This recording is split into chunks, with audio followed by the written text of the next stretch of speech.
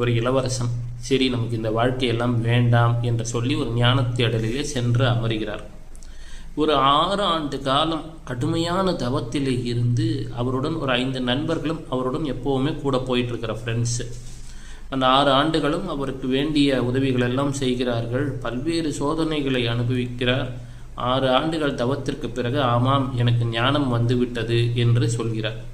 உடனே அவருடைய நண்பரை கேட்டுட்டு அப்படியாப்பான்னு அந்த பக்கம் அதை ஒரு பெரிய பொருட்டாக மதிக்காமல் சென்று விடுகிறார்.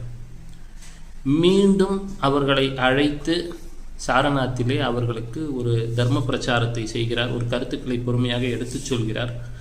ஒரு பெரிய நீண்ட ஒரு பிரச்சாரத்திற்கு பிறகு அவர்கள் நண்பருக்கு புரிகிறது, ஆமாம் இவர் சொல்லக்கூடிய கருத்தெல்லாம் உண்மைதான் என்று சொல்கிறது. உலகமே துக்கமயமானது, எதுவும் நித்தியம் இல்லாதது, இந்த துன்பத்திலிருந்து விடுதலை பெறுவதற்கு என்ன செய்ய வேண்டும் என்றெல்லாம் சொல்லக்கூடிய சித்தார்த்தன் கௌதம புத்தராகிறார். 35வது ஆண்டிலே துவங்கிய அவரது தர்ம பிரச்சாரம் 80 வயது வரை சென்று கொண்டேதான் இருந்தது. எனினும் அவரது கருத்துக்களை முதலில் அவர் நண்பர்களை ஏற்றுக்கொள்ளவில்லை.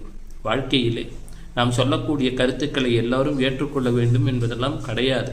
எனினும் விடாமுயற்சி, அந்த விடாமுயற்சியின் பலனாகத்தான் 80 வயது வரை அவர் தொடர்ச்சியாக செய்த விடாமுயற்சியின் பலனாகத்தான் 2600 ஆண்டுகள் பிறகு நாம் இன்றும் அவரை பற்றி பேசிக்கொண்டிருக்கிறோம்.